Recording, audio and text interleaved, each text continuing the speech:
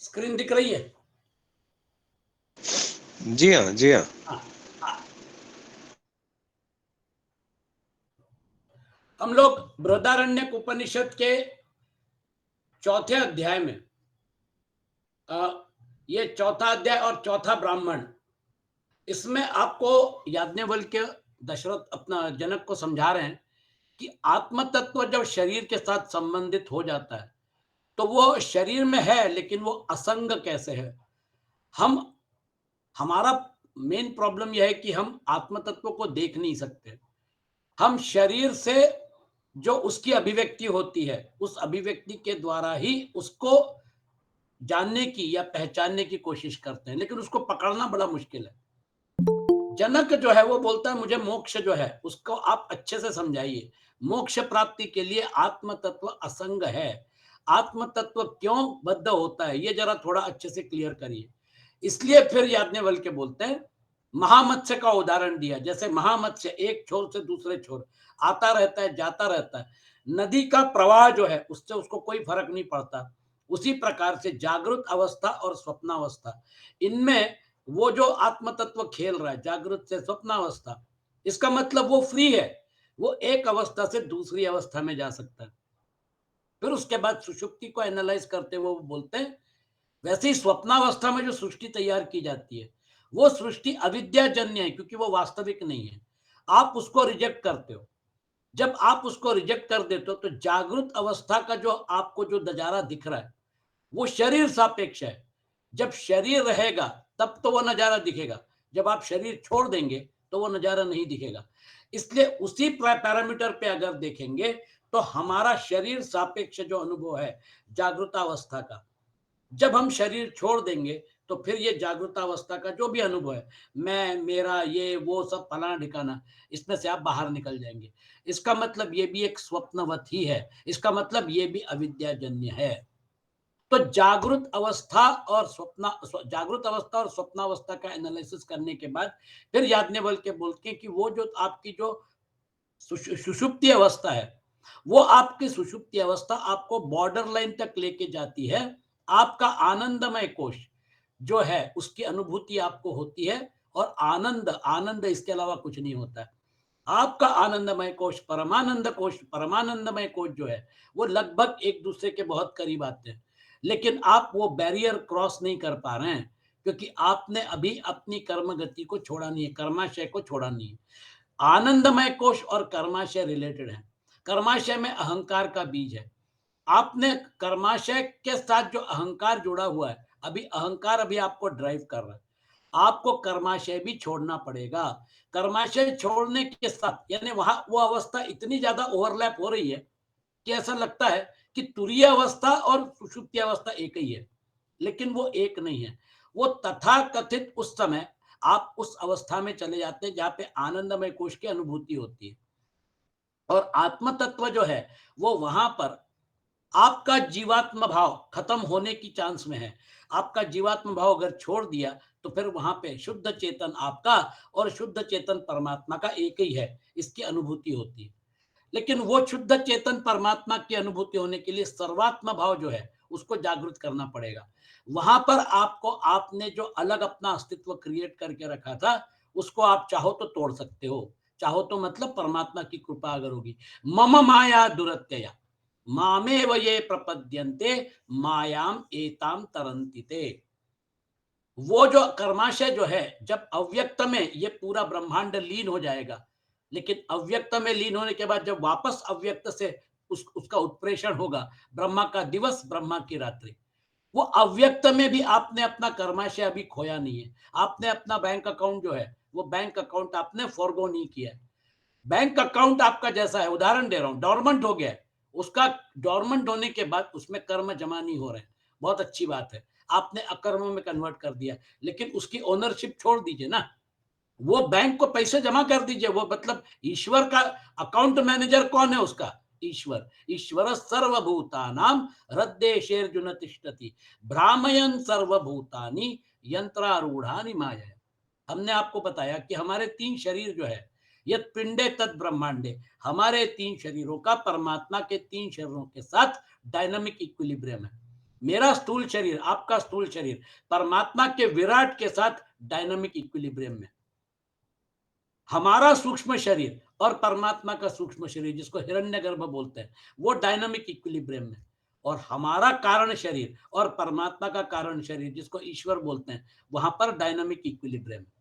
वो dynamic equilibrium जो है, उसकी वजह से अगर ये शरीर मेरे नहीं है, ये प्रकृति ने दिए हुए हैं, ये उसकी गिफ्ट है, तो मैं उसको अपना मानकर व्यवहार जो कर रहा हूं, और फिर अपना मानकर व्यवहार करने के बाद शरीर सापेक्ष व्यवहार होते होते ये रियलाइज हो रहा है कि अब ये शरीर छोड़ने का समय आ गया। फिर मैं मन में वासनाएं लेकर आगे के जन्म की तैयारी कर रहा हूँ, क्योंकि वासनाएं जो है वो हमको ड्राइव कर रही, कामनाएं जो हैं वो हमको ड्राइव कर रही हैं। याज्ञवल्क्य आपको संसार का मूल और आपका जन्म जीवन चक्र का मूल समझाने वाले हैं। इसलिए सर्वमय आत्मा की कर्मानुसार विभिन्न गतियों का निरूपण, इस आत्मा के जो बंधन संज्ञक उपाधिभूत पदार्थ हैं और जिनसे संयुक्त होकर यह तद्रूप है, ऐसा समझा जाता है, उन पदार्थों का यहाँ एक जगह एकत्रित करके निर्देश किया है। वास्तव में आत्म तत्व जो है वो असंग है। वो आत्म तत्व जैसे बिजली है, बिजली पंखा चला सकती है, बिजली फ्रिज चला सकती है, लेकिन बिजली जो है वो उसमें आती है, जाती है, वो अपने सर्किट को पूरा करती है इन द प्रोसेस। वो जो है वो उस उपकरण में से गुजरती है और उस उपकरण को क्रियान्वित करती है। बिजली जिस प्रकार से उस उपकरण के साथ एसोसिएट होती है लेकिन असंग है, वैसे आत्म तत्व असंग होने के बावजूद भी वो परिलक्षित कैसे होता है? सवा अयम आत्मा ब्रह्म विज्ञानमयो मनोमय प्राणमय चक्षुर्मय श्रोत्रमय पृथ्वीमय आपोमयो वायुमय आकाशमय तेजोमयो तेजोमय काममयो हो अकाममय क्रोधमयो अक्रोधमयो, इस प्रकार से वो अभिव्यक्त हो रहा है। अथो खल्वाहु काममय एवायम पुरुष इति स यथा कामो भवति तत्क्रतुर्भवति यत्क्रतुर्भवति तत्कर्म कुरुते यत्कर्म कुरुते तदपि संपद्यते। देखिए ये इंपॉर्टेंट है। काममय एवायम पुरुष इति स यथा कामो भवति। देखिए जैसा उसकी कामना होगी वैसे वो कर्म करेगा, यदि उसकी कर्म करने की तत्क्रतुर्भवति यत्क्रतुर्भवति तत्कर्म कुरुते, उसकी उसकी संकल्प होगा फिर कर्म होंगे और कर्म के साथ फिर उसका फल होगा। यत्कर्म कुरुते तत् अभिसंपद्यते, वह यह आत्मा ब्रह्म है। वह विज्ञानमय मनोमय प्राणमय चक्षुर्मय श्रोत्रमय पृथ्वीमय जलमय वायुमय आकाशमय तेजोमय अतेजोमय काममय अकाममय क्रोधमय अक्रोधमय धर्ममय अधर्ममय और सर्वमय है। जो कुछ इदममय प्रत्यक्ष और अदोमय परोक्ष है वह वही है। वह जैसा करने वाला और जैसा आचरण वाला होता है वैसा ही हो जाता है। यथाचारी ह इति यथाकारी यथाचारी तथा भवति साधुकारी साधुर्भवति पापकारी पापो भवति पुण्य पुण्येन कर्मणा भवति पापः पापेन। देख रहे हैं आप? इसका मतलब ये कि हमारा ये जो एसोसिएशन है, ये जो तीन शरीरों के साथ हमारा एसोसिएशन है, इस विशेषतः मन और बुद्धि और अहंकार के साथ हमारा जो एसोसिएशन है, उसकी वजह से ऐसा प्रतीत होता है कि मैं कर रहा हूं, मैं इसमें जुटा हुआ हूं। तो शुभ करने कर्म करने वाला शुभ होता है और पाप कर्म करने वाला पाप कर्म। पुरुष पुण्य कर्म से पुण्यात्मा होता है और पाप कर्म से पापी होता है। कोई कोई कहते हैं कि यह पुरुष काम में ही है। वह जैसी कामना वाला होता है वैसा ही संकल्प करता है, जैसे संकल्प वाला होता है वैसा ही कर्म करता है, और जैसा कर्म करता है वैसा ही फल प्राप्त करता है। अब आपको जन्म जीवन मृत्यु का चक्र समझ में आ गया होगा। हमारी जो गति है ना, वो गति जो है वो समझ में आ गई होगी। और यहाँ पर आदि शंकराचार्य ने बोला था पुनरपि जननम पुनरपि मरणम पुनरपि जननी जठरे शयनम यह संसारे खलु दुस्तारे कृपया पारे पाहि मुरारे। इसको मैंने पहले लिया था, इन शॉर्ट आपको रिपीट कर रहा हूं क्योंकि उस समय कुछ लोग ज्वाइन नहीं किए थे। जो आत्मा इस प्रकार संसरित होता है, यह लोक परलोक में गमनागमन करता है, वह यह पर ब्रह्म ही है जो कि क्षुधा पिपासादि धर्मों से परे है। वह विज्ञानमय मतलब विज्ञान बुद्धि को कहते हैं, उससे उपलक्षित होने वाला अर्थात तन्मय है। वो तन्मयता जो है, वादन कहां पे हो रहा है? स्टेज के ऊपर। और मैं उसका आनंद उठा रहा हूं। यहां पर मैं तन्मय हो गया हूं, मैं मुंडी हिला रहा हूं, मैं उसका आनंद ले रहा हूं, मैं उसको अनुभूति कर रहा हूं। वो जो है तन्मयता के साथ, ये तन्मयता जो है, ये तन्मयता हमारे बंधन का कारण है, क्योंकि वास्तव में हम अलग हैं और ये बाकी कॉम्प्लेक्स जो है तीन शरीरों का, ये अलग है। लेकिन हमारी तन्मयता जो है, होने वाला अर्थात तन्मय है, उसके विषय में यह आत्मा कौन है, जो यह प्राणों में विज्ञानमय है, ऐसा कहा जा चुका है। विज्ञानमय अर्थात विज्ञान प्राय, क्योंकि ध्यायतीव लेलायतीव, मानो ध्यान कर रहा है, मानो क्रिया कर रहा है, मानो एज इफ, एक्चुअली क्रिया ये सब गुणों के डायमेंशन में होती है। सारी क्रियाएं जो हैं वो गुण करते हैं, और गुण जो है भीतर भी गुण है, बाहर भी गुण है।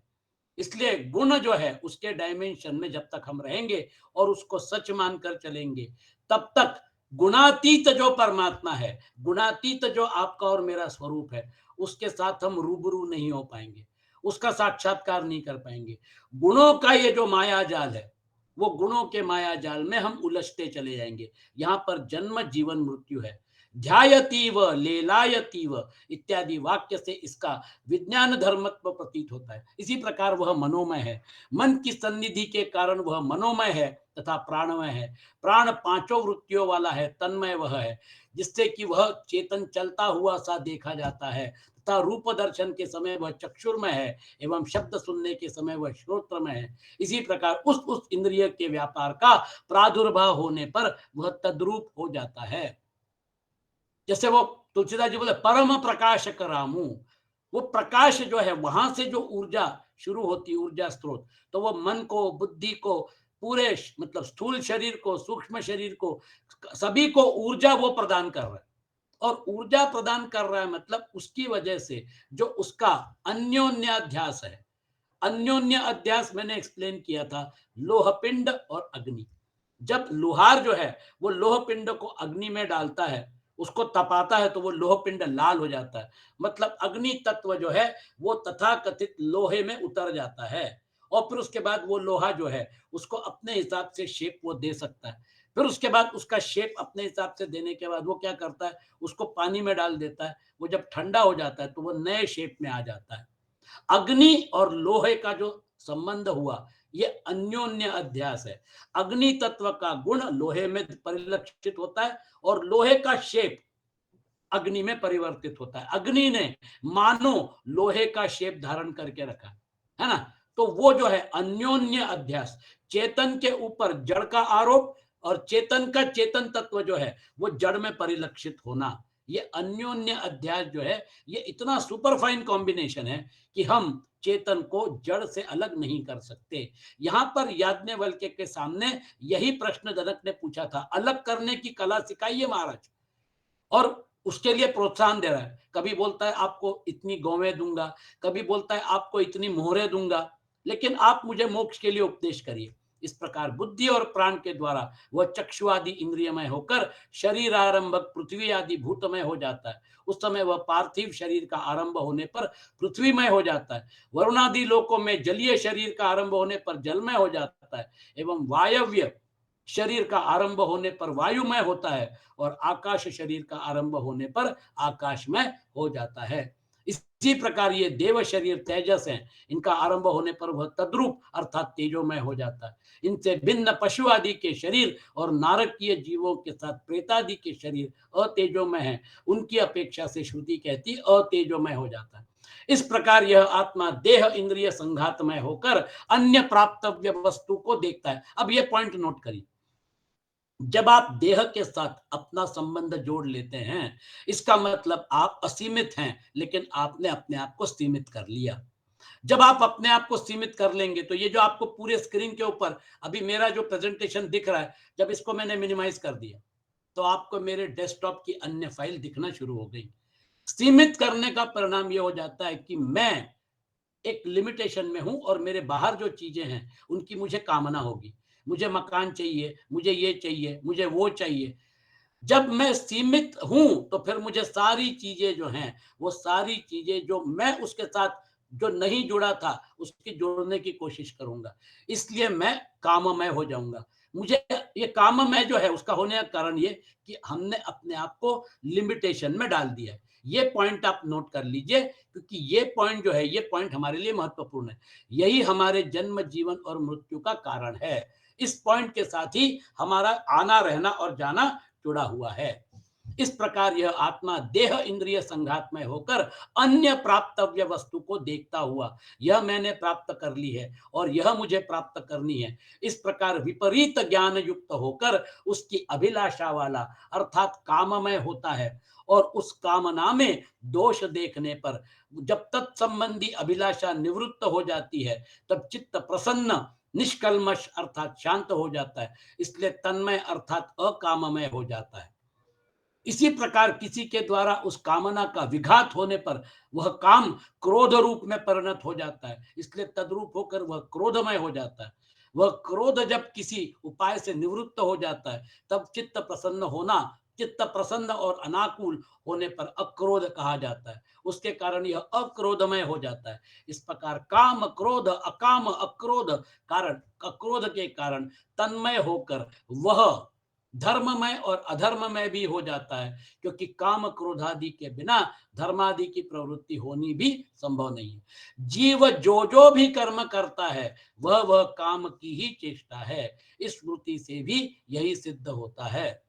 यद्यद्धि कुरुते कर्म तत्तत् कामस्य चेष्टितम।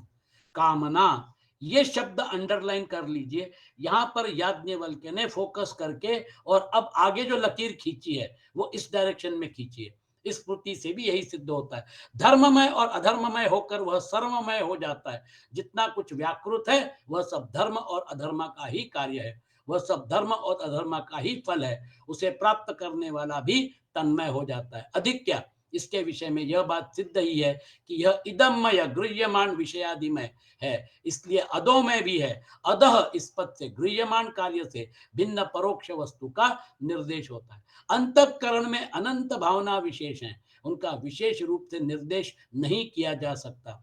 समय समय पर उनके कार्य से ही यह पता चलता है कि इसके हृदय में यह भावना है और उसके हृदय में यह। उस गृह्यमान कार्य से उनका इदममय रूप से निर्देश किया जाता है। और जो अंतःकरण में स्थित परोक्ष व्यवहार है वह इस समय अधोमय है। तो आपका सारा व्यवहार जिसको कहते हैं ना, जिसको हम कहते हैं संसार व्यवहार, वो सारा का सारा व्यवहार शरीर सापेक्ष व्यवहार के साथ हम जुड़ जाते हैं। जब तक शरीर के साथ जुड़े हुए हैं तब तक ये व्यवहार सच है। ये इसकी व्यावहारिक तत्ता को नाकारा नहीं जा रहा है, लेकिन एनालिसिस के बाद समझ में आता है संक्षेपतः तो जिसका जैसा करने या आचरण में लाने का स्वभाव है वह यथाकारी और यथाचारी होता है। जो यथाकारी जैसा करने वाला है वह वैसा ही हो जाता है। विधि और प्रतिषेध से ज्ञात होने वाली जो नियत क्रिया है उसका नाम करना है और अनियत आचरण का नाम आचरण में लाना है। यह इन दोनों का भेद है। साधु करने वाला साधु होता है तथा यह यथाकारी इस पद का विशेषण है। तो ये देखिए आप पाप पुण्य इस सब का उन्होंने एनालिसिस करके और फिर उसके बाद पुरुष पुण्यवान हो जाता है, पुण्य कर्म से पुरुष पुण्यवान हो जाता है और पाप कर्म से पापी हो जाता है। अर्थात पुण्य पाप रूप कर्म से ही पुरुष को तन्मयता प्राप्त हो जाती है, उसे वैसे स्वभाव होने की अपेक्षा नहीं रहती। इसका मतलब ये कि आपने अब ये पूरा जो प्रोसेस है, आप ये गति जो है, सदगति दुर्गति जो भी है, इस प्रोसेस के साथ आप जुड़ गए हैं। आपने पुण्य पाप की गठरी तैयार कर ली, आपने कामना की गठरी तैयार कर ली। ऐसी स्थिति में काम क्रोधादि पूर्वक पुण्य या अपुण्य का आचरण करना ही जीव के सर्वमयत्व का हेतु है। हेतु उसके संसार का कारण तथा एक देह से दूसरे देह में जाने का हेतु सिद्ध होता है। कौन से पॉइंट पे लाके याज्ञवल्क्य ने रोका? काम। तो इसलिए तत्र काम क्रोधादि पूर्वक पूर्वक पुण्य पुण्यकारिता सर्वमयत्वे हेतु संसारस्य कारणम देहा देहांतर संचारस्य च। देख रहे हैं आप, हमारा जन्म जीवन मृत्यु का एनालिसिस हमारे सामने प्रस्तुत कर रहे हैं तथा एक देह से दूसरे देह में जाने का हेतु सिद्ध होता है। इससे प्रेरित होकर ही जीव दूसरे दूसरे देह को ग्रहण करता है। अतः पुण्य और पाप संसार के कारण हैं। शंकराचार्य क्या बोल रहे हैं? तस्मात् पुण्य पुण्य संसारस्य कारणम। आप नोट कर लीजिए, एतद् विषयो ही विधि प्रतिषेधौ अत्र शास्त्रस्य साफल्यमिति। इसलिए तो शास्त्र ने पुण्य और पाप इनको लेकर, है ना, एनालिसिस किया और फिर विधि निषेध डाल दिए। तो ये करना चाहिए, ये नहीं करना चाहिए, इन्हीं के विषय में विधि और प्रतिषेध होते हैं और यही शास्त्र की सफलता है।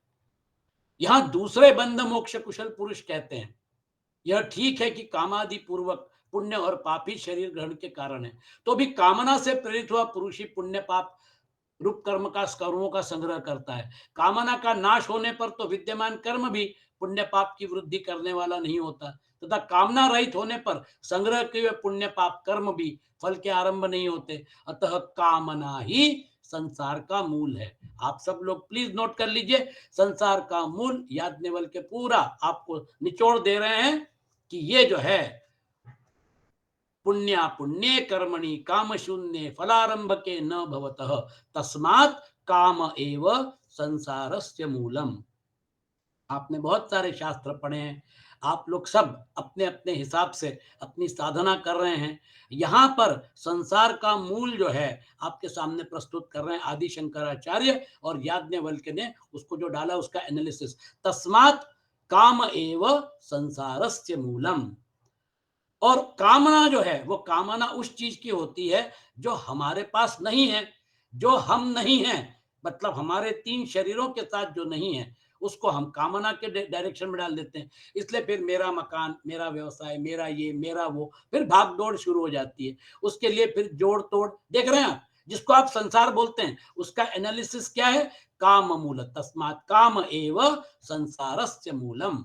अब ये कामना जो है ये तो स्वाभाविक है, अगर कामना नहीं रहेगी तो फिर हमारा पेट कैसे पालेंगे? अन्न का मतलब पोषण शरीर को कैसे देंगे?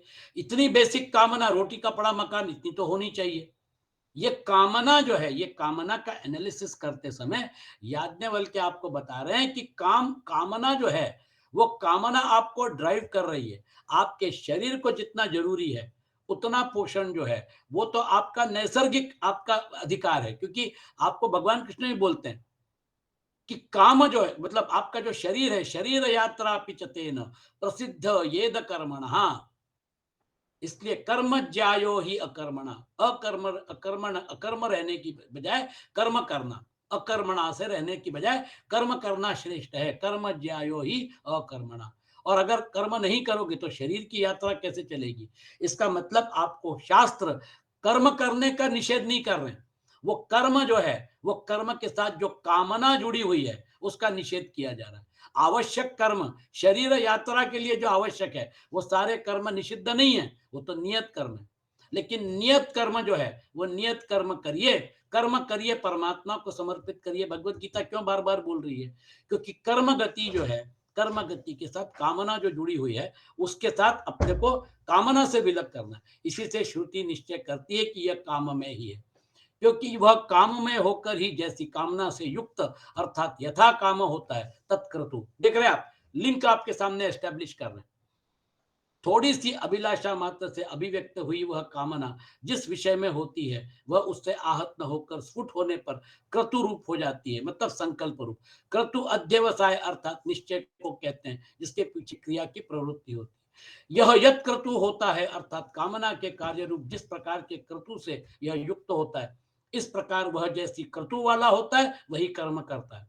इसका जिस विषय को लेकर क्रतु होता है उसका फल सिद्ध करने के लिए जो योग्य कर्म होता है उसी को करता है, और जैसा कर्म करता है उसी का फल प्राप्त करता है। अतः यही तो संसार है ना। अतः इसके सर्वमयत्व और संसारित्व में कामना ही कारण है। ये अगर पांचवा श्लोक जो है ये समझ में आ गया, कामना के अनुसार शुभाशुभ गति तथा निष्काम ब्रह्मज्ञ के मोक्ष का निरूपण।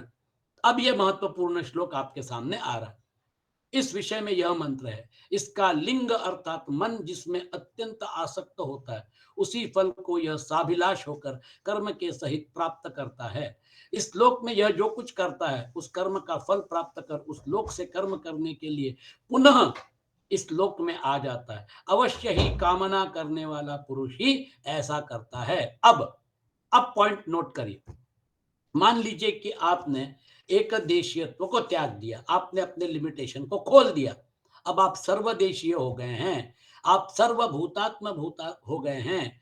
मेरे अंदर जो आत्म तत्व है और आपके अंदर जो आत्म तत्व है, आपने अहंकार के आगे जाकर आत्म तत्व का सानिध्य महसूस किया है। आपको व्यवहार में अहंकार तक व्यवहार की सीमा है, लेकिन आप अहंकार के आगे छलांग लगाकर सभी के अंदर जो एक ही आत्म तत्व है उसका साक्षात्कार कर लिए हैं। तो फिर क्या हो जाएगा?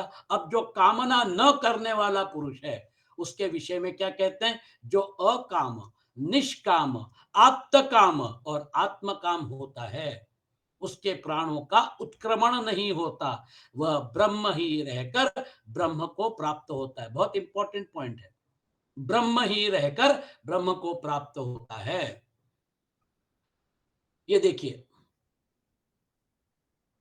यो अकामो निष्काम आप्तकाम आत्मकामो न तस्य प्राणा उत्क्रामंती ब्रह्मैव सन ब्रह्मा पियेति।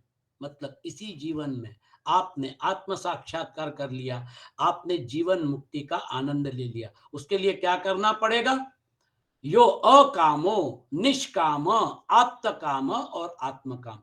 अब ये जो चार स्टेजेस हैं, इसको आदि शंकराचार्य ने बहुत सुंदर आपके सामने समझाया है। इसका एनालिसिस मैं इसलिए कर रहा हूं ताकि अभी अपन मेन पॉइंट पे आ गए। ये जो छठा श्लोक है उस विषय में यह श्लोक अर्थात मंत्र भी है। तदेवैति, उसी को हो जाता है। सक्त आसक्त होकर अर्थात उसमें अपनी अभिलाषा प्रकट कर किस प्रकार जाता है? देखिए, पॉइंट नोट करिए। शंकराचार्य बहुत सुंदर आपके सामने लॉजिक प्रस्तुत कर रहे हैं। कर्म के सहित अर्थात जिस कर्म को उसने फलासक्त होकर किया था उस कर्म के सहित ही वह उसके फल के प्रति जाता है। वह जाने वाला कौन है? लिंग इज इक्वल टू मन। लिंग देह, लिंग देह मतलब सूक्ष्म शरीर, उसमें मन प्रधान है। लिंग शरीर में मैंने आपको बोला था पंच प्राण, पंच ज्ञानेन्द्रिय, पंच कर्मेंद्रिय, मन और बुद्धि। मतलब दो पावरफुल प्लेयर्स। मन, यहां पर लिंग जो है मन बुद्धि कॉम्बिनेशन है, इसलिए मन को लिंग ऐसा कहा है। अथवा जिसके द्वारा लिंग अवगमन होता है, अर्थात जिससे साक्षी जानता है उसे लिंग कहते हैं। इस संसारी का वह मन जिसमें निशक्त निश्चय पूर्वक सक्त अर्थात उद्भूताभिलाष होता है, यानी अपनी अभिलाषा प्रकट करता है। उस अभिलाषा से युक्त होकर ही उसने वह कर्म किया था। इससे अर्थात उस चित्त की आसक्ति के कारण ही उसे उस कर्म के फल की प्राप्ति हो जाती है। इससे यह सिद्ध होता है कि काम ही संसार का मूल है। इसलिए भगवान कृष्ण बोलते हैं कर्मण्येवाधिकारस्ते मां फलेषु कदाचन। फल की आशा अगर रखी तो फिर मालूम नहीं कितने जन्म जन्मांतर के बाद उसका फल मिलेगा। फल की आशा जो है वो फल की आशा छोड़ दो। कर्म जो है वो कर्म किए परमात्मा को समर्पित कर दो। कर्म के डायमेंशन में से बाहर निकलो अर्जुन, क्योंकि कर्म का जो डायमेंशन है वो कर्म का डायमेंशन तुमको बद्ध कर रहा है और सारे कर्म गुण कर रहे हैं। लेकिन तीसरे अध्याय में भगवान कृष्ण बताते हैं अहंकार विमूढ़ात्मा कर्ता हम इति मन्यते। अहंकार जो है उसका वो जो जुड़ाव है तो आत्म तत्व को ऐसा वो मान के चलता है कि मैंने कर्म किया। काम मूल, इसलिए यह सिद्ध है कि काम ही संसार का मूल है। अतः जिसकी कामना निवृत्त हो जाती है, हो गई है, उस ब्रह्मवेत्ता के विद्यमान कर्म भी वंध्या की संतति हो जाते हैं। जैसा कि आप्त काम और शुद्ध चित्त पुरुष की सारी कामनाएं यही लीन हो जाती हैं। इस श्रुति से सिद्ध होता है। तथा कर्म के अंत को प्राप्त अर्थात जहां तक कर्म का अंत यानी अवसान हो वहां तक उसे पाकर भोग कर यानी कर्म फल की परिसमाप्ति करके आप किस कर्म का अंत पाकर सो बतलाया जाता है। इस लोक में यह जो कुछ कर्म करता है उसका अर्थात उस कर्म का फल भोग कर उसका अंत पाकर उस लोक से कर्म करने के लिए पुनः इस लोक में आ जाता है। यह लोक ही कर्म प्रधान है। इसी से श्रुति कहती है कर्मणे अर्थात पुनः कर्म करने के लिए। इसी प्रकार पुनः कर्म करके फलाशक्ति के कारण पुनः परलोक में जाता है।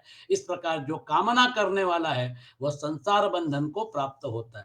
क्योंकि कामना करने वाला ही इस प्रकार संसरित होता है, इसलिए जो कामना करने वाला नहीं है वह क्या होगा? वह कभी संसार बंधन में नहीं पड़ता। फलासक्त की गति तो बतला दी, किंतु जो निष्काम है उसकी क्रिया संभव न होने के कारण कामना न करने वाला पुरुष तो मुक्त ही हो जाता है, किंतु जीव कामना न करने वाला कैसे होता है? देखिए, लॉजिक बिल्डअप कर रहे हैं, आपके सामने तर्क प्रस्तुत कर रहे हैं आदि शंकराचार्य। जो अकाम होता है वही कामना न करने वाला है। अकामता कैसे होती है सो बतलाया जाता है। जो निष्काम होता है अर्थात जिससे कामनाएं निकल गई हैं वह पुरुष निष्काम कहलाता है। कामनाएं किस प्रकार निकल जाती हैं? जो आप्त काम होता है अर्थात जिसने सब कामनाओं को प्राप्त कर लिया होता है वह आप्त काम होता है, उसकी कामनाएं नहीं रहती। कामनाओं की प्राप्ति कैसे होती है? आत्म काम होने से। आप देख रहे हैं, आत्म काम अगर होगा तो वह आप्त काम होगा, आप्त काम अगर होगा तो फिर वो निष्काम होगा। इस प्रकार से वो सीक्वेंस जा रहा है। तो जहां पर याज्ञवल्क्य जी ने जो कहा था वो सीक्वेंस अभी आदि शंकराचार्य आपके सामने प्रस्तुत कर रहे हैं। ये जो सीक्वेंस है इसको जो मतलब याज्ञवल्क्य जी प्रस्तुत, जो अकाम, निष्काम, आप्त काम और आत्म काम। तो जो आत्म काम है वो आप्त काम होगा, जो आप्त काम है वो निष्काम होगा, और जो निष्काम होगा वो अकाम होगा। इस सीक्वेंस में सबसे पहले क्या आता है? आत्म काम। इसका मतलब कामना अगर करनी है तो किसकी करनी चाहिए? आत्म तत्व की। आत्म तत्व की कामना जो है, ये अगर आपकी अगर कामना है और फिर उसके बाद मुझे आपके मतलब जब हम एक दूसरे के साथ व्यवहार करते हैं, मुझे आपके 3 शरीरों से व्यवहार करने में रुचि है। मेरा मन आपका मन, मेरी बुद्धि आपकी बुद्धि, मेरा अहंकार आपका अहंकार, है ना?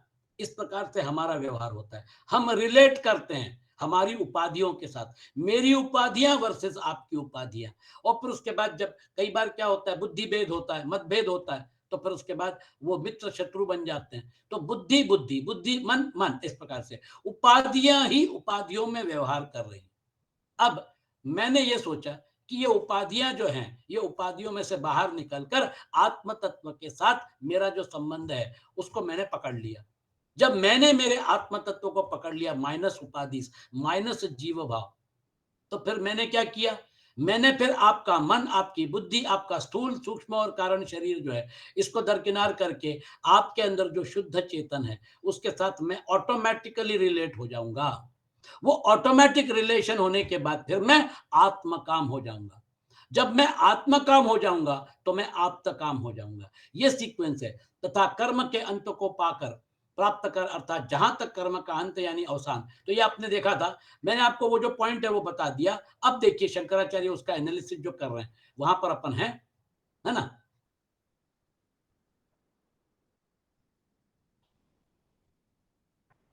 हाँ, यहां पर है अपन।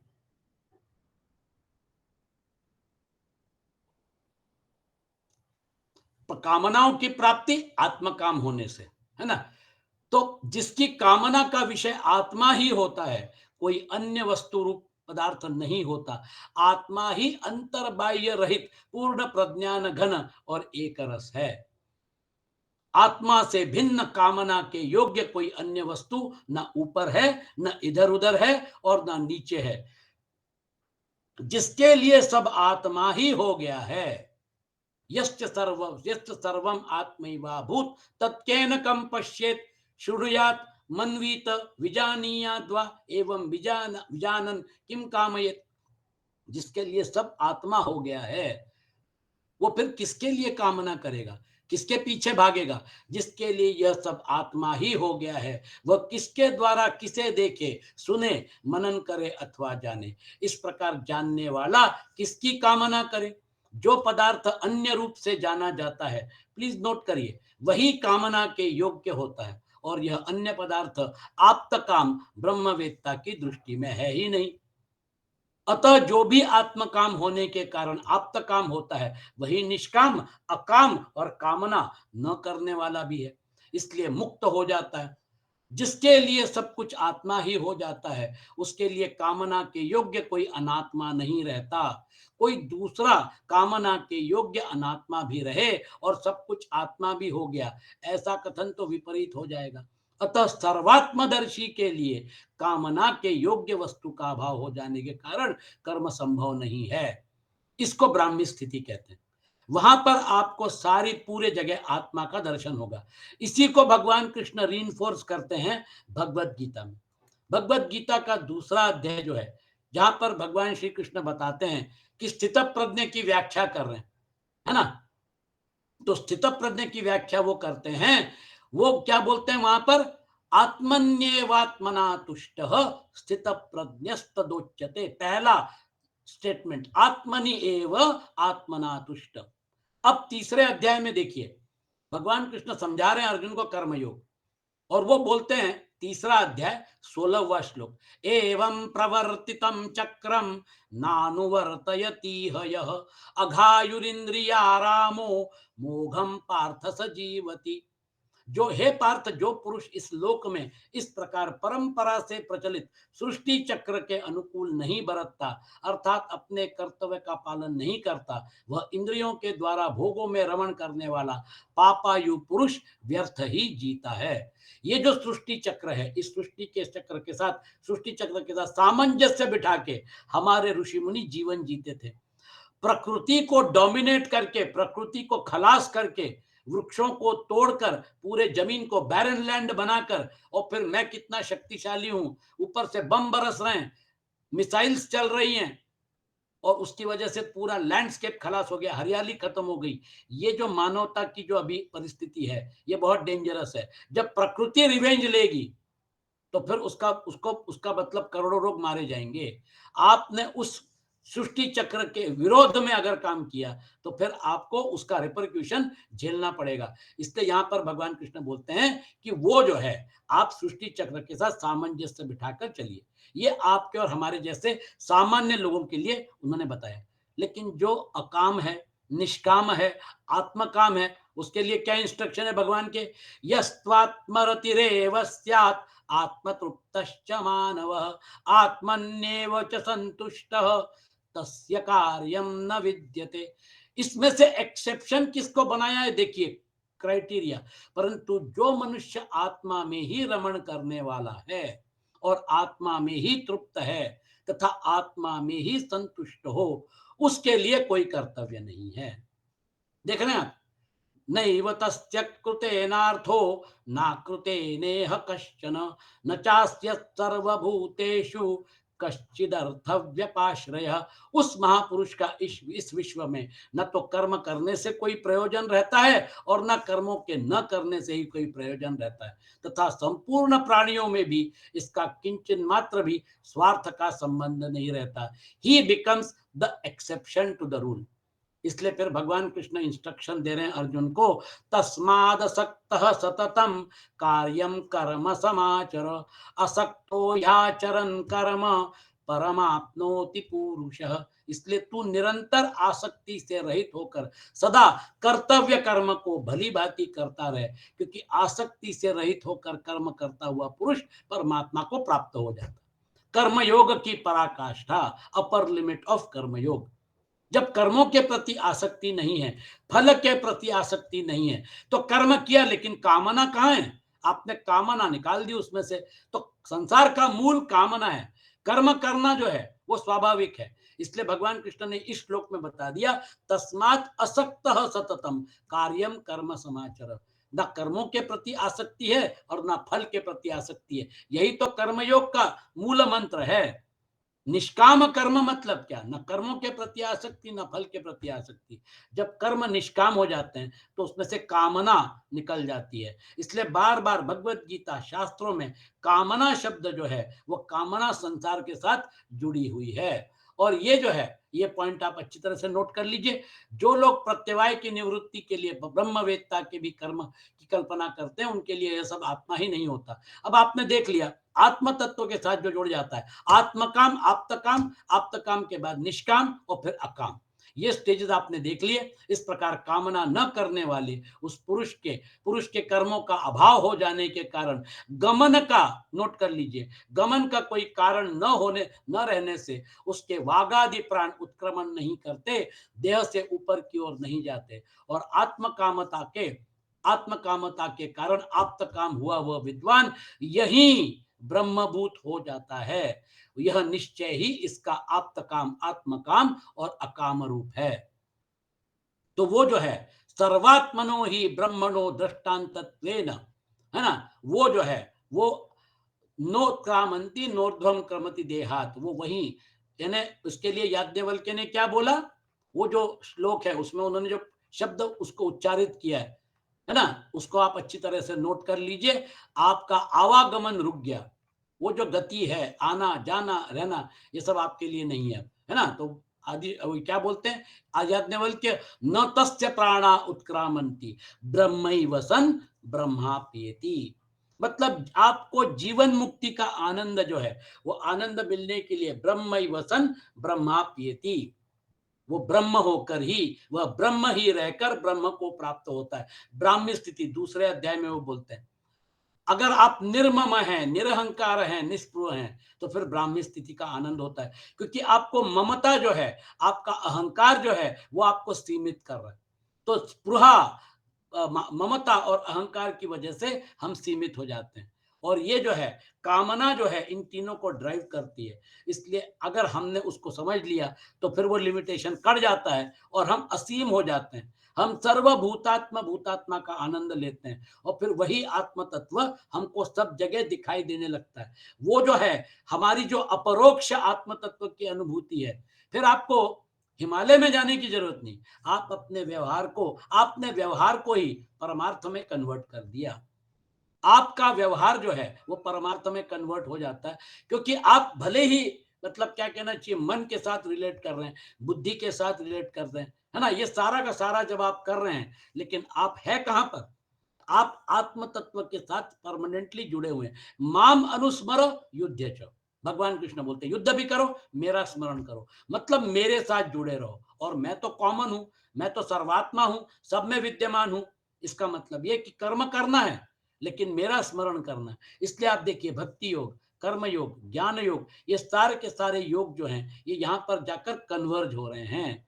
भगवान के पैर पकड़ लीजिए। सर्वभावेन ईश्वर सर्वभूतानां हृदयेषु न तिष्ठति भ्रामयन् सर्वभूतानि यंत्रारूढ़ानि माया। उसने ब्रह्म में डाल कर रखा है, इसलिए क्या करना पड़ेगा? तमेव शरणं गच्छ सर्वभावेन भारत। उसकी कृपा से तुमको मुक्ति मिल जाएगी, क्योंकि उसने ही फंसाया है, वही आपको मुक्त करेगा।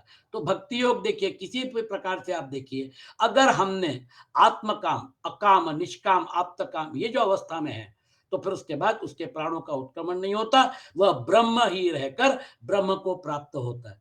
अब धीरे धीरे जनक जो है वो मोक्ष के असली मतलब डायमेंशन में याज्ञवल्क्य उनको पहुंचा रहे हैं। देख रहे हैं आप, एक एक सीढ़ी चढ़कर कहां तक आ गए। अभी इसका इससे सुंदर एनालिसिस आपको और कहीं नहीं मिलेगा। आगे बढ़ते हैं। तो ये जो है, ये जनक को वहां तक ला के रख दिया। और फिर जनक क्या बोलते हैं? वो, हाँ, ब्रह्म को प्राप्त हो जाता है शरीर पाप के पश्चात नहीं। मरे हुए विद्वान को भावांतर की, इसका मतलब जीवन मुक्ति का आनंद लेता है। जब शरीर छोड़ देता है तो फिर उसके बाद विदेह मुक्ति।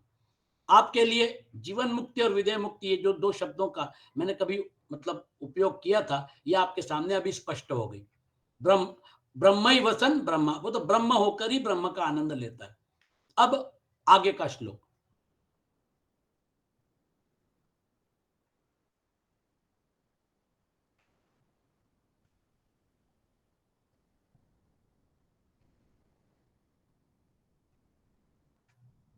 बहुत सुंदर विवेचन आदि शंकराचार्य प्रस्तुत कर रहे हैं। लॉजिक, काउंटर लॉजिक, उसको बढ़िया आर्ग्यू कर रहे हैं। स्वप्न और जागृत अवस्थाओं में जाने का जो दृष्टांत दिया गया था, उसके दार्ष्टान्तिक संसार का वर्णन कर दिया गया। संसार के हेतुभूत विद्या, कर्म और पूर्व प्रज्ञा का भी निरूपण किया गया। और जिन उपाधिभूत देह एवं इंद्रिय लक्षण भूतों से परिवेष्टित हुआ जीव संसारित्व का अनुभव करता है, उनका भी उल्लेख कर दिया गया। उनके साक्षात प्रेरक धर्म और अधर्म है, ऐसा पूर्व पक्ष करके यह निश्चय किया गया कि काम ही उनका प्रेरक है ना?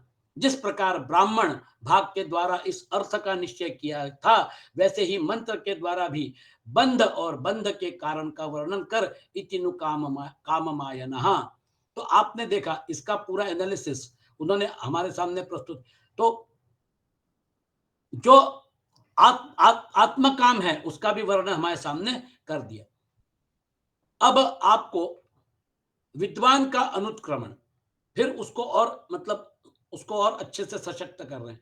उसी अर्थ में यह मंत्र है, जिस समय इसके हृदय में आश्रित संपूर्ण कामनाओं का नाश हो जाता है, तो फिर यह मरण धर्मा अमृत हो जाता है। देखिए श्लोक कैसे चलता है। यदा सर्वे प्रमुच्यन्ते कामा येस्य हृदिश्रिताः अथ मर्त्यो मर्त्यो अमृतो भवति अत्र ब्रह्म समुष्णत इति।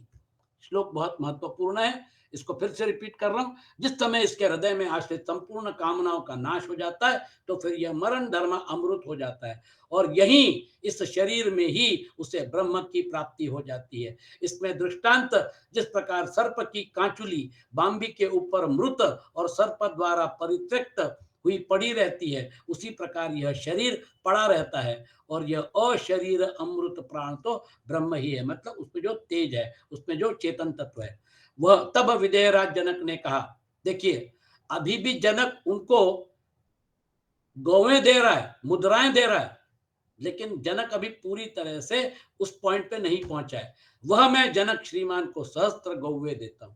इसका मतलब जनक जानता है कि आगे और भी कुछ सुनने लायक बात है। अब देखिए यह संवाद आगे बढ़ता है।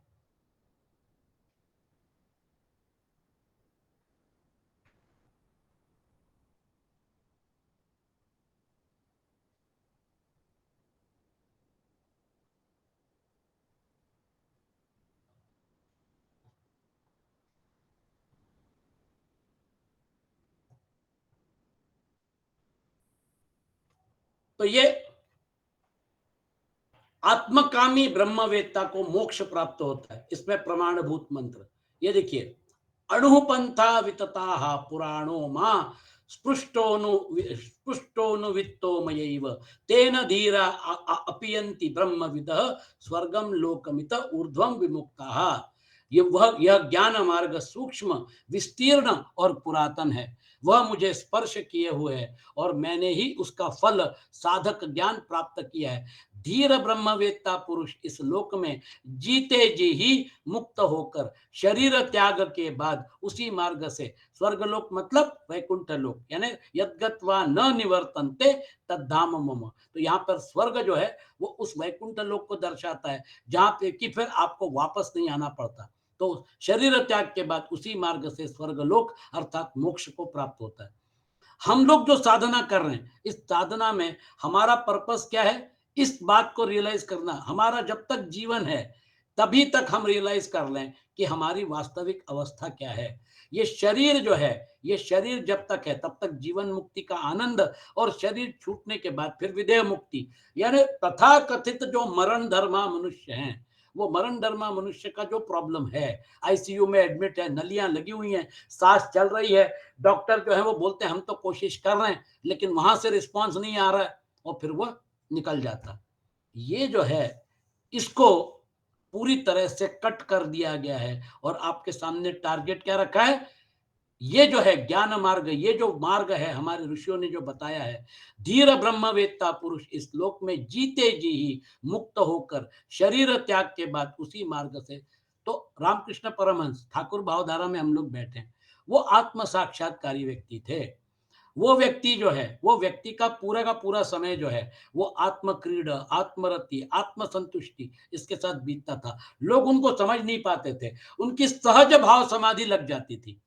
और फिर लोग जो है, जो बहुत जब करीब के शिष्य थे, वो जानते थे कि हाँ ये अभी भाव समाधि में है, जब इनकी भाव समाधि खुल जाएगी तो फिर सब नॉर्मल हो जाएगा।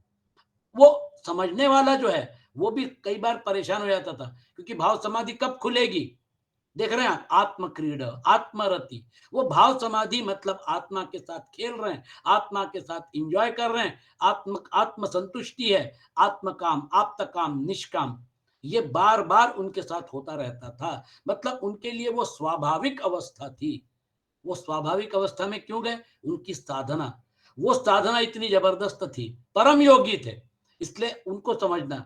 ये लोग बोलते थे ट्रांस में चले जाते हैं, भाव समाधि में चले जाते हैं, अब मालूम नहीं कब वहां से वापस लौटेंगे। अरे वहां जो उनको आनंद मिल रहा है, वहां जो उनको अनुभूति हो रही है, उनको वर्णन कैसे करेंगे, वो अवस्था का आनंद ले रहे हैं। इसलिए जब उनके करीब लोग चले गए, बहुत करीबी जो शिष्य थे, वो जानते थे कि वो किस अवस्था में, वो आत्म काम, आप्त काम, निष्काम, अकाम अवस्था थी। उस अवस्था का वो आनंद ले सकते थे। अधिकारी पुरुष थे, आत्म साक्षात्कारी पुरुष थे। इसलिए यहाँ पर धीर ब्रह्मवेत्ता पुरुष इस लोक में जीते जी ही मुक्त होकर, है ना, वो उन्होंने आनंद लिया था, ब्राह्मी स्थिति का उन्होंने आनंद प्राप्त किया था। आत्मकाम ब्रह्मवेत्ता का मोक्ष होता है, ये उन्होंने अच्छी तरह से अभी यहाँ समझाया है। हमारे लिए मतलब क्या कहना चाहिए, वो दिशा है, मैंने आपको जो उदाहरण दिया है वो अपने आप में बहुत कुछ बताता है। हम आगे बढ़ते हैं। उस ब्रह्म विद्या रूप मार्ग से धीर बुद्धिमान अर्थात दूसरे भी ब्रह्मवेत्ता ब्रह्म विद्या के फल मोक्ष मतलब वैकुंठ लोक प्राप्त करते हैं। स्वर्गलोक शब्द देवलोक का वाचक होने पर भी यहाँ प्रकरणवश मोक्ष का वाचक है। अतः इस शरीर का पतन होने के पश्चात जीवित रहते हुए भी होने के पश्चात जीवित रहते हुए विमुक्त होकर शरीर पातांतर मोक्ष को प्राप्त होते हैं, मतलब जीवन मुक्ति और विदेह मुक्ति। मोक्ष मोक्ष मार्ग के विषय में जो मतभेद है वो आपके सामने प्रस्तुत किए जा रहे हैं। उस मार्ग के विषय में मतभेद है। कोई उसमें शुक्ल और कोई नील वर्ण बताते हैं तथा कोई पिंगल वर्ण, कोई हरित और कोई लोहित कहते हैं, किंतु यह मार्ग साक्षात ब्रह्म द्वारा अनुभूत है। उस मार्ग से पुण्य करने वाला परमात्मा तेजस स्वरूप ब्रह्मवेत्ता ही जाता है। आगे बढ़ते हैं। आपके सामने अभी टारगेट बिल्कुल क्लियर हो गया। जीवन मुक्ति का आनंद लेना ये हमारा और आपका परम कर्तव्य है। हमारी साधना जो है वो उसी दिशा में जानी चाहिए और उसके लिए याज्ञवल्क्य जी ने आपको बताया संसार का मूल कामना है। विद्या और अविद्यारत पुरुषों की गति अंधम तमः प्रविशन्ति ये अविद्याम उपासते ततो भूय इवते तमो यऊ विद्यायाम रतः। ये आपको कई बार मतलब यानी कंफ्यूज करने वाला है। जो अविद्या की उपासना करते हैं वे अज्ञान संज्ञक अंधकार में प्रवेश करते हैं और जो विद्या कर्मकांड रूप त्रयी विद्या में रत हैं वे उनसे भी अधिक अंधकार में प्रवेश करते हैं। आपको कौशन किया जा रहा है। हमारे वेदों में कर्मकांड उपासना कांड ज्ञान कांड है। कर्मकांड का एक अहंकार होता है, ऐसे करोगे तो ऐसा होगा, फलाना ठिकाना, इतने फल, इतनी सुपारी, इतना ये, इतना धन।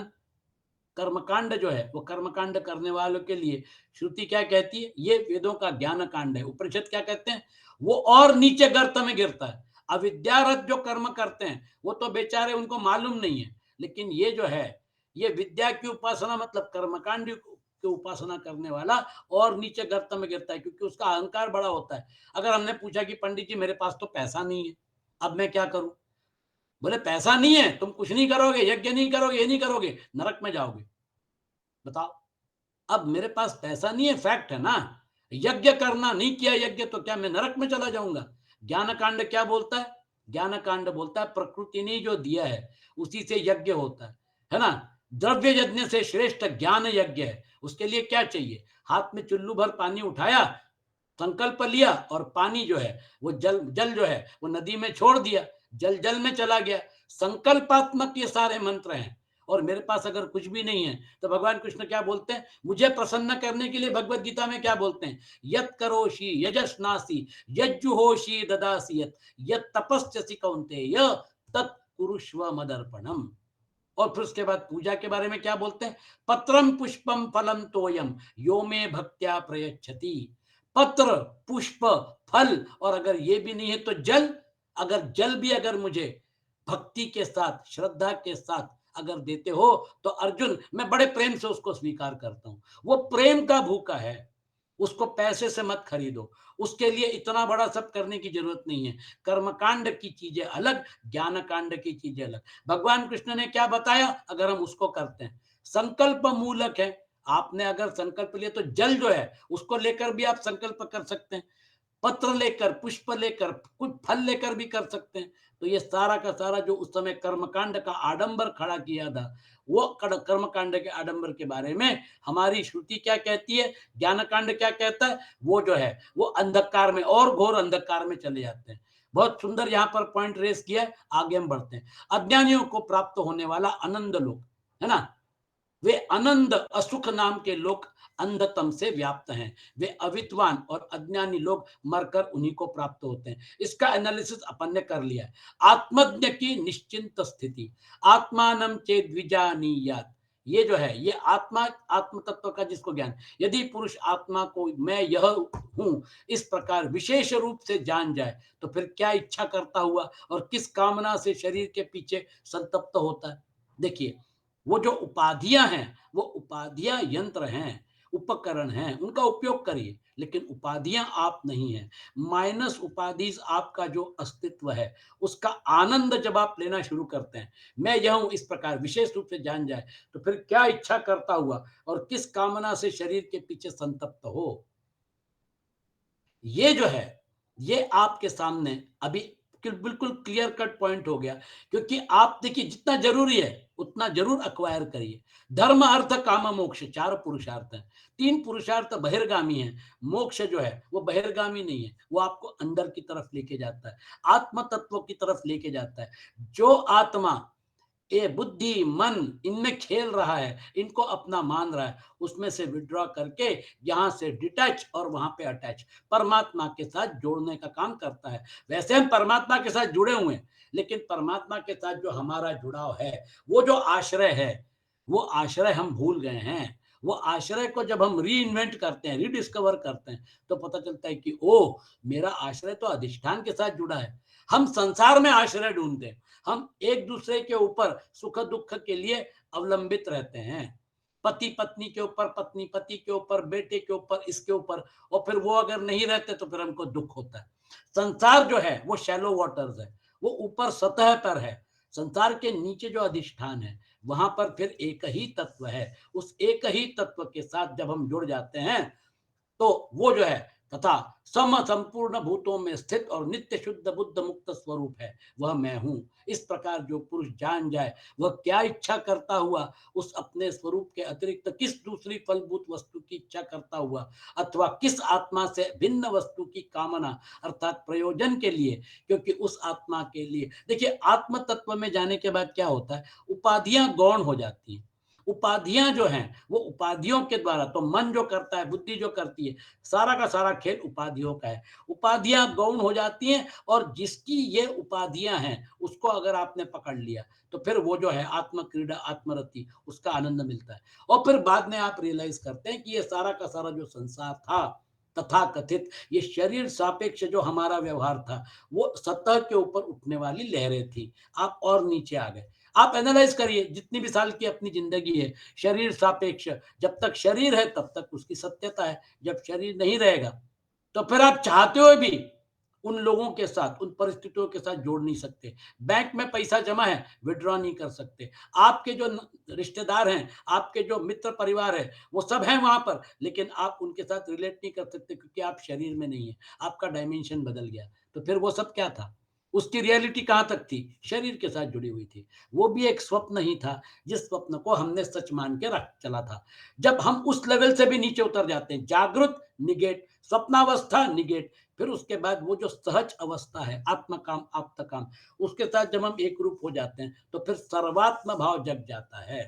फिर उसके बाद सर्वात्म भाव जो है, उसमें उपाधियां जो है वो गौण हो जाती हैं। और फिर उसके बाद जब विद्या का प्रकाश आता है, अविद्या से विद्या में आप चले जाते हैं। जब दिन होता है तो अंधकार कहाँ जाता है, अंधकार को कहीं जाने की जरूरत नहीं है। अंधकार जो है उसका लोप हो जाता है, क्योंकि जहां जहां प्रकाश है वहां पे अंधकार नहीं रह सकता। तो जब विद्या का जो प्रकाश है, उसमें फिर आपको एक ही आत्म तत्व दिखता है। आप अद्वैत जो है, एकमेवा द्वितीयम, उसका आनंद लेते हैं। आत्म तत्व के अलावा बाकी सारी चीजें जो है, देखिए मैंने आपको दो ही तत्व हैं, परब्रह्म परमात्मा और उनकी आदि शक्ति योग माया, इसके अलावा कुछ भी नहीं है। ये सारा का सारा क्रिएशन जो है, इसका श्रेय किसको जाता है, उस योग माया को, जगत जननी को। वो निर्माण करके हमारे सामने इसको प्रस्तुत कर रही है। इसलिए मम माया दुरत्यया, तो ये माया जो है, ये योग माया ने जो अध्यास किया हुआ है, ये तीन गुणों का डायमेंशन क्रिएट करके हमको जिस मतलब एक भ्रम में डाल दिया है, उसमें से हम बाहर निकल आते हैं। जब बाहर निकल आते तो फिर है ही क्या, एक ही आत्म तत्व है, परब्रह्म परमात्मा।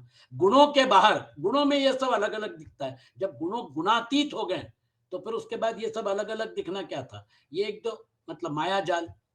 तो वो एक अवस्था का जो हिसाब है, तुरीय अवस्था में जाने के बाद फिर ये जो तीन अवस्था है, उसके आप आगे निकल जाते हैं। अ उ म से बाहर निकलकर आप उस बिंदु में अपने आप को एस्टैब्लिश करते हैं, वो अनंत है। क्योंकि उस आत्मा के लिए कोई इच्छा करने योग्य फल है ही नहीं, और ना आत्मा से भिन्न कोई अन्य पदार्थ ही है। देखिए, आत्मा से भिन्न कुछ है ही नहीं जिसकी कामना से वह इच्छा करे, क्योंकि वह तो सबका आत्म स्वरूप हो जाता है। You are the God of the universe, सभी आपका है, आप ही का स्वरूप है। अतः वह क्या इच्छा करता हुआ और किस कामना के लिए शरीर के पीछे संतप्त भ्रष्ट हो, अर्थात शरीर रूप उपाधि के दुखों के पीछे दुखी हो, शरीर के ताप से अनुतप्त हो। आपने उपाधियों से अपने आप को विलग कर लिया। आत्मज्ञ का महत्व, बस मुझे और 5 मिनट दीजिए। ये जो है आत्मज्ञ का महत्व, यश्चानुवित्त प्रतिबुद्ध। अब इन इस अनेकों अनर्थों से पूर्ण और विवेक विज्ञान के विरोधी विषम शरीर में प्रविष्ट हुआ आत्मा जिस ब्राह्मण को प्राप्त हो और ज्ञात हो गया है, वह विश्वकृत, मोस्ट इंपॉर्टेंट, आपका सर्वात्म भाव जागृत हो गया है, वह विश्वकृत कृतकृत्य है, वही सबका करता है, उसी का लोक है और स्वयं वही लोक भी है। You are the God of the universe, बहुत महत्वपूर्ण स्टेटमेंट है।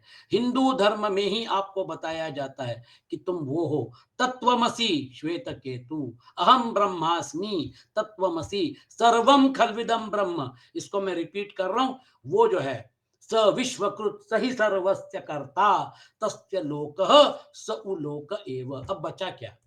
इसके अलावा कुछ है ही नहीं। जैसे ही आपका वो डायमेंशन आपके सामने आ जाता है, आत्मानुभूति हो जाती है, तो फिर ये ऑटोमेटिक है, इसकी अनुभूति स्वाभाविक है। स विश्वकृत सही सर्वस्य कर्ता, तस्य लोकः स उलोक एव। अब इसके बाद कुछ बचा ही नहीं। You are the God of the universe, सब तुम्हारा ही है। बहुत सुंदर श्लोक है, यहाँ पे आज हम आज का सत्र समाप्त कर रहे हैं। जिस ब्राह्मण को आत्मा अनुवित्त, अनुलब्ध और प्रतिबुद्ध साक्षात्कृत है, किस प्रकार मैं पर ब्रह्म हूं, इस प्रकार प्रत्यगात्म स्वरूप से ज्ञात है। इस संदेय मतलब संदेह अर्थात अनेकों अनर्थ समूहों के पुंज और गहन विषम यानी विवेक विज्ञान के अनेकों शतसहस्त्र प्रतिपक्षों के कारण विषम स्थान में प्रविष्ट हुआ जो आत्मा है, वह जिस ब्राह्मण को प्रतिबोध मतलब साक्षात्कार के द्वारा उपलब्ध है, ऐसा इसका तात्पर्य है। वह कैसा हो जाता है? विश्वकृत, विश्व का कर्ता, रचने वाला। शब्द देखिए, एक एक शब्द बहुत वजनदार है। उसका विश्व कर्तृत्व किस प्रकार है?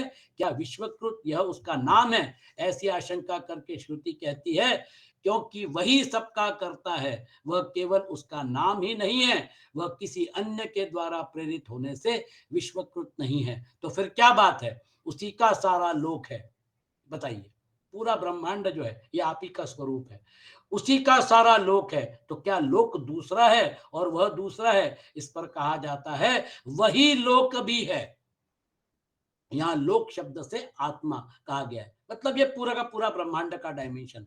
तात्पर्य यह है कि यह सब आत्मा उसके हैं और वह सबका आत्मा है। तस्य सर्व आत्मा सच सर्वस्यात्मे अर्थ, सर्वभूतात्म भूतात्मा। आत्मा अनर्थपूर्ण और गहन शरीर में प्रविष्ट है। इस प्रकार इस प्रत्येगात्मा को ब्राह्मण ने साक्षात्कार के द्वारा मतलब आत्मा को अनात्मा से अलग करके, उपाधियों से अलग करके देख लिया। वो देखना जो है, वो देखना मतलब मैंने आपको देखा ऐसा नहीं है। वो जो देखना है मतलब वो चेतन तत्व ब्रह्म और आत्मा का मिलन है। जीवात्मा भाव माइनस होने के बाद मेरा चेतन तत्व और परमात्मा का चेतन तत्व एक ही है, ये रियलाइजेशन है। इसलिए परमात्मा अनंत है, मैं भी अनंत हो जाता हूँ। जो परमात्मा के डायमेंशन हैं वो सब मेरे हो जाते हैं। वह संसारी जीव नहीं है, अपितु पर ही है, क्योंकि वह विश्व का कर्ता है, सबका आत्मा है और उसी के सब आत्मा हैं। स यस्माद् विश्वस्य कर्ता सर्वस्य आत्मा तस्य स सर्व आत्मा। इस मंत्र का तात्पर्य यह है कि मैं एकमात्र अद्वितीय परात्मा ही हूं, ऐसा अनुसंधान करना चाहिए। कितना सुंदर वर्णन! इसके इतना इससे अच्छा वर्णन आपको कहाँ मिलेगा? आपको किस लेवल पे जाके बिठा दिया। जनक बड़ा होशियार था। जनक ने याज्ञवल्क्य से पूरा का पूरा एक एक मतलब निचोड़ निकालता चला गया। अब जब ये बताते हैं तो जनक जो है आत्मज्ञान के बिना होने वाली दुर्गति, है ना? हम इस शरीर में रहते हुए यदि उसे जान लेते हैं तो कृतार्थ हो गए, यदि उसे नहीं जाना तो बड़ी हानि है। तो उसे जान लेते हैं वे अमृत हो जाते हैं, किंतु दूसरे लोग तो तद्विदुहु अमृतास्ते भवंती, मतलब फिर जन्म मृत्यु उनके लिए एप्लीकेबल नहीं है। अभेददर्शी आत्मज्ञ की निर्भयता, धीरे धीरे याज्ञवल्क्य जो है वो अभी आपको एक एक परत खोल रहे हैं। जब भूत और भविष्य के स्वामी इस प्रकाशमान अथवा कर्म फलदाता आत्मा को मनुष्य साक्षात जान लेता है, तो यह उससे अपनी रक्षा करने की इच्छा नहीं करता। मतलब वो अभय हो जाता है, वो निर्भय हो जाता है। किससे रक्षा करना है? सभी तो मेरा स्वरूप है। धीरे धीरे उसके कैरेक्टरिस्टिक्स और क्राइटेरिया आपके सामने श्लोकों के द्वारा वर्णन किए जा रहे हैं। देवों द्वारा उपास्य आयु संगत ब्रह्म। अब क्या है, आपके सामने मेन पॉइंट डाल दिया, वो मेन पॉइंट को और विशद करके और फिर इसको समाप्त करेंगे। मेरे विचार में आज का सत्र हम समाप्त करते हैं, और एक सत्र जो है उसमें फिर ये जो आपका अध्याय है ना, ये अध्याय खत्म हो जाएगा। आपके लिए हमने जो 11 उपनिषद का हमने जो मतलब प्रमुख 11 उपनिषदों का प्रकल्प हाथ में लिया था, वो बृहदारण्य के इस मुकाम पे आके समाप्त हो जाएगा। ठीक है? तो ये जो है आपका अध्याय पूरा होने के साथ मेरे विचार में हमने उपनिषदों का जो एनालिसिस किया है वो पूरा हो जाएगा। हमने सभी उपनिषद, प्रमुख उपनिषद कवर कर लिए। ईशकेन कठ मुंडक मांडुक्य, यहाँ तक कि छांदोग्य उपनिषद, और फिर हमने बृहदारण्यक उपनिषद, ये भी हम अभी कवर कर रहे हैं। तो मेरे विचार में एक और सेशन लगेगा, और फिर उसके बाद अगला शनिवार जो है उसमें अपन ये उपनिषद, बृहदारण्यक उपनिषद, सबसे बड़ा सबसे महत्वपूर्ण उपनिषद हमारा पूरा हो जाएगा। इस सिलसिले में अगर कुछ प्रश्न हो तो बताइए, पूछिए।